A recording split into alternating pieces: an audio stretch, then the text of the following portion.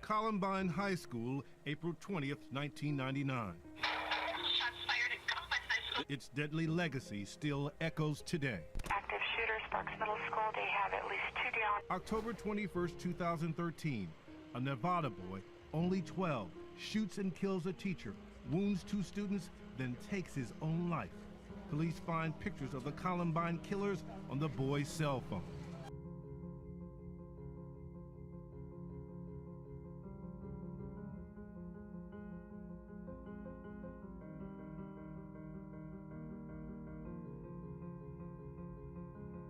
A devastating, tragic school shooting in Columbine, Colorado, set the course for these mass shootings to happen.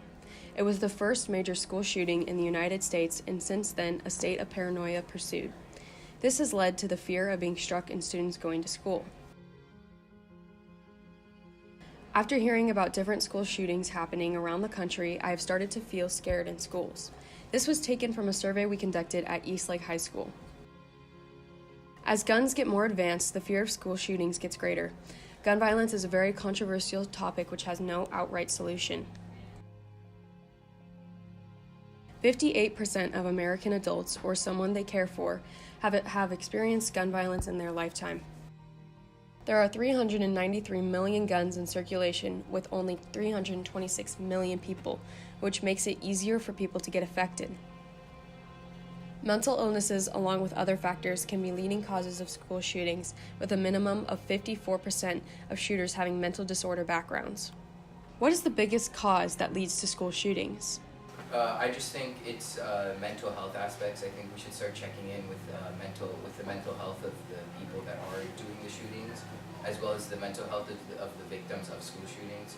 And yeah, I don't think guns are maybe the main problem. I think we should start focusing on mental health. Mental illness and direct access to weapons, meaning that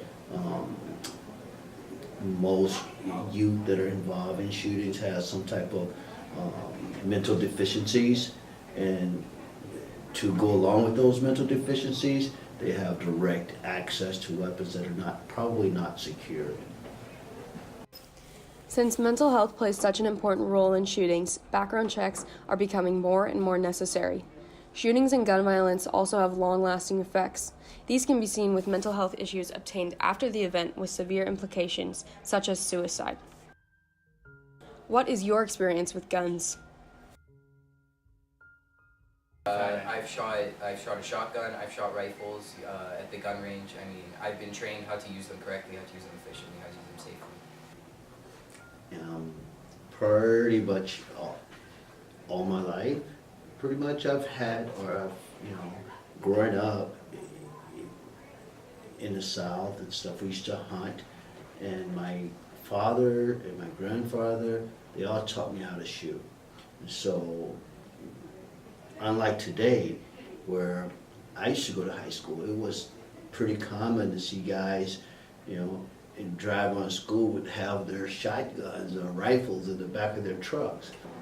I have had zero experience with guns as associate principal at Eastlake.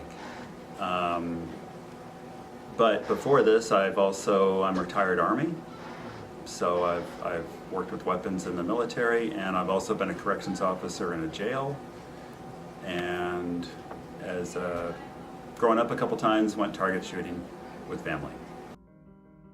Have guns affected you in any way?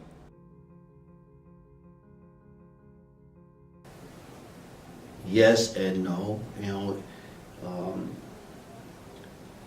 There's history where I've been the victim of a shooting, but I won't go into details. But I've been affected, yes and no. Every single day, 100 Americans are killed with guns. According to a survey we took of students here at Eastlake, 86% of students do not feel that they are educated on proper gun control laws. What are your views on gun control laws in Washington? In Washington State, I'm pretty sure it's just basic background check, and then if you want to have concealed carry, you need a permit, and I think that's as far as it should go. I think the gun control laws in Washington State are fine as they are. My feelings, I think that there should be, background checks. I think there should be discussion about age and raising the age of ownership. I think that everyone that has access to a weapon should be gun educated, weapon educated. There should be rifle courses, handgun courses, and these should be requirements. What is the most efficient way to store guns away from loved ones? The most efficient way to store a gun is in any safe gun cabinet that you can buy at like anywhere, Dick's Sporting Goods, any gun store. Gun safes, I think if you have a weapon in your home, whether it's for hunting or sporting, it should be locked in a safe. I think every firearm, to include handguns, should be locked in safe or trigger locks or barrel locks. But the most effective way to ensure that your home is safe is to lock that weapon up. What is the gun culture in America? Well, gun culture, I think there's kind of several different cultures. There's a lot of families that want nothing to do with guns, don't want a gun in their home, don't want anyone in their family to be around a gun. There's some families that hunt, and hunting is important in their family and maybe in their community. There's some people who own antique weapons and it's just a collection and they don't even shoot them.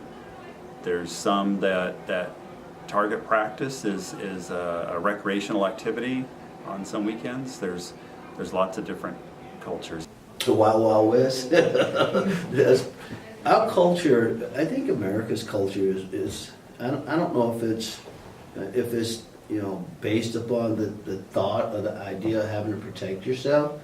I think we're gun extremists. I think like other European countries that we don't need the amount or the direct access of having weapons. It's not like it should not be like the Wild Wild West where you feel that you need to have a weapon on your side to protect yourself. It was quiet. It wasn't snowing, but it smelled like snow. And then the call came in and it felt like the world was crashing. Every fear that you have as a parent, it all comes crashing down on you at one time. And I could tell from her reaction that he was dead. And it's bad to lose a child, but it takes you down to a place you've never been before. It's 9 years for me, and I'm still suffering every single day. Firearms are the second leading cause of deaths for American children and teens, topping cancer. What else can we do? One of the things that we've done here at school, if you guys notice, we've taught you guys the ALICE program and how to respond from the ALICE program. I think that's a great start with our students and our staff, is teaching them, how to run to violent intruders or how to protect themselves from violent intruders. I think the next thing is we have to take that education process within the community and teach them how to respond to violent intruders. I've seen data on I don't remember which college, but there was I think 2 universities where there were shootings, and I've seen the data to show how many classrooms were in the hall where the shooter was, and which doors were locked, which ones were not, which doors were barricaded, which were not, how many people were in the rooms, and the doors that were locked and barricaded, people lived. The ones that were not locked or not barricaded, they didn't do so well. And that's just one step of ALICE, but just only locking doors and trying to be quiet isn't enough, and if we can do more, then we should. That doesn't mean it's that we're always 100% safe all the time, but it's much better than doing nothing. The ALICE protocol is a technique designed to help people in the event of a shooter. Alert, lock down, inform, counter, evacuate. These protocols are designed to allow students to safely escape the active shooter situation without any casualties. As more and more schools adopt this protocol, it is vital that more drills are practiced in schools and that these drills account for a variety of different situations. Gun violence is very relevant in our community and school as well. We took a survey in our local school to find out more on people's experiences and opinions on gun violence to see what we as a community can do better. One Eastlake student said, "We desperately need to educate the public on how to properly use guns. Accessibility to guns through unrestricting laws is allowing people to easily misuse guns." There are many steps that you can take for your community to improve your current safety. If individuals within the community try to institute small changes, together it will make a big impact on gun violence. In the past month, we as a team have created a presentation to educate students on how to protect and inform themselves in the event of an active shooter.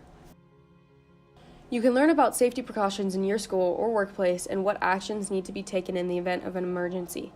You can also inform others on how to correctly store guns if they are privately owning them. One effective way to store them is a gun safe. There are many national organizations that you can join and volunteer in, no matter what side you support. Educate. Educate. Educate. Educate. Educate. Educate. Educate. Educate.